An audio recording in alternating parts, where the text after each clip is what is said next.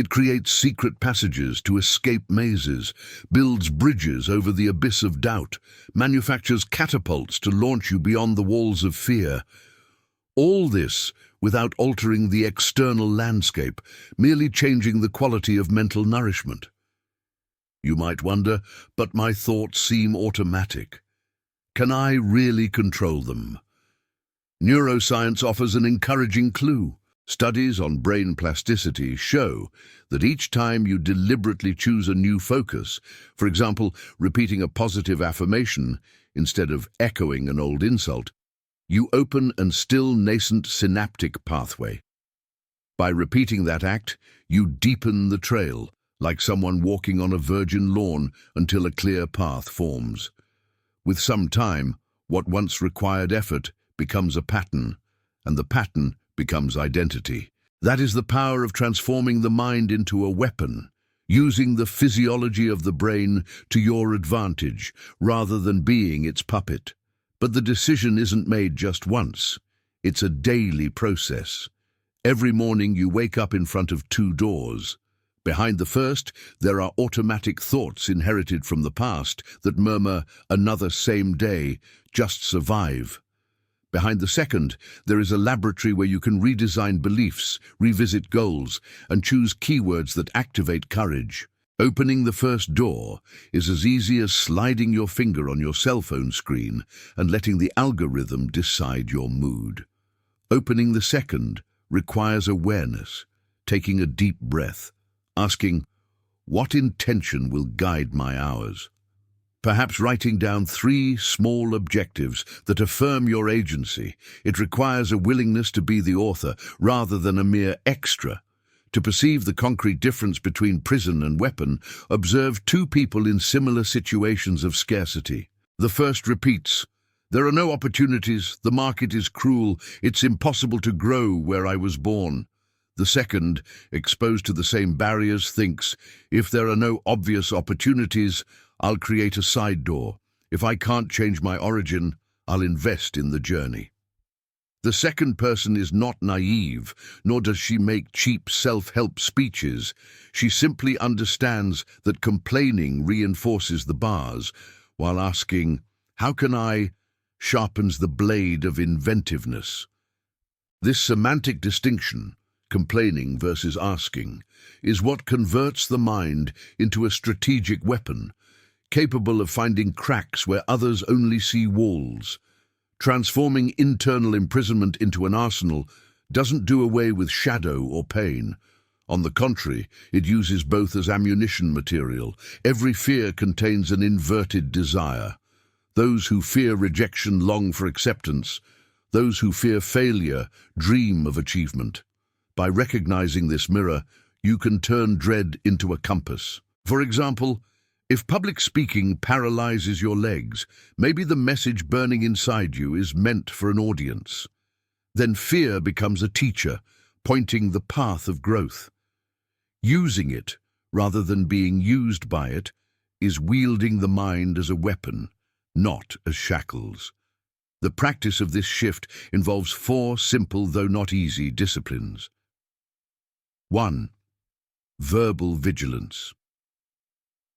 How you describe problems shapes the space for action. Saying "I am broke" solidifies the state. Saying "I am reorganizing my finances" opens room for strategy. Replace final labels with ongoing processes. 2. Curation of stimuli. Minds are permeable. The feed you consume, the conversations you engage in, the music you repeat, everything becomes a brick. Choose materials that support bridges, not caves. 3. Celebration of micro-victories. Every small advance is a weld in your armor. Recording these milestones proves to the mind that it has a history of success, dissolving the internal argument that nothing works for me. 4. Service to something greater. Weapons without purpose become dangerous. When you dedicate talent to positively impacting, the mind gains an ethical and existential direction. This purpose aligns effort, discipline, and pleasure, preventing the weapon from turning against you in the form of anxiety or arrogance. Notice that none of these practices depend on immediate external changes. You don't need to win the lottery, change countries, or make grand announcements on social media. Everything happens in the backstage of consciousness, where the audience consists solely of you and your possibilities. Yet sooner or later, the external stage reflects the internal change. Shelved projects take shape, conversations previously avoided become agreements, opportunities that seemed a privilege of others start to answer to your name, not by magic, but by psychological alignment. Of course, there are moments when the cell feels invincible. Deep traumas, financial crises, complicated clinical diagnoses. During these times, the "just want it" rhetoric sounds cruel. However, transforming the mind into a weapon does not mean denying reality, but choosing the posture with which you face that reality. Sometimes the weapon is a shield of serene acceptance. Other times, it is a sword of radical creativity. In any case, the freedom remains internal. You decide whether you are solely a captive of the facts or a co-author of the narrative that emerges from them. And if one day doubt shouts louder than courage, remember this liberating paradox. It doesn't matter how long you have lived in a mental prison. Still, the jailer and the key holder are the same character, you. There is no external guard locking the door, only the habit of agreeing with old stories.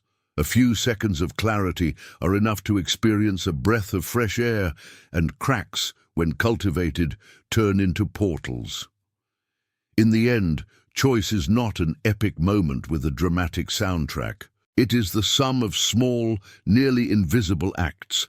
Getting out of bed at the first alarm instead of negotiating 5 more minutes, saying no to a toxic conversation, opening a book that expands horizons, writing 3 gratitudes in a crumpled notebook, asking for help when pride would suggest silence. Each micro-choice pushes the bars 1 centimeter or sharpens the blade 1 millimeter. Repeated, they determine whether you will wake up tomorrow as a prisoner of your own chains or as a warrior wielding your own mind. Thus, before the mirror, ask the crucial question: what do I want my mind to build today? If the answer sounds timid, start nonetheless.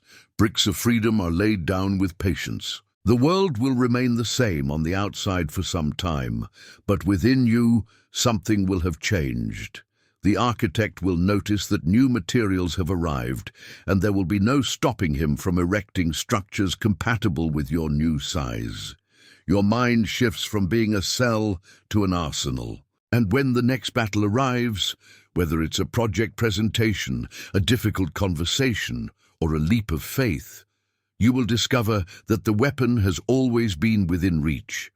It was just a matter of choosing to wield it. There is a territory where no one else can enter but you, the silent theater of your own ideas. There, far from the noise of social media and the expectations of others, the narratives that define the plot of your life are born. Before the world points fingers, it is your mind that writes sentences of absolution or condemnation. It can lay the foundations of autonomy or build walls so high that no inspiration can scale them. Both the cell and the sword spring from the same raw material, thought, and this is the first liberating revelation. If the creative power is internal, so is the key to change. Think of the mind as a hyper-creative architect who works 24 hours a day, even while you sleep. Everything it receives becomes building material. If the inputs are memories of failure, critical voices, and fears nurtured in silence, the result will be a dark fortress designed to keep you safe, but also stagnant. Invisible bars, as solid as steel, bind your projects to labels like, "I have no talent," "I'm too late," "This is too big for me." It's a comfortable prison because it offers the illusion of safety. Within it, there is no risk, no rejection, no criticism.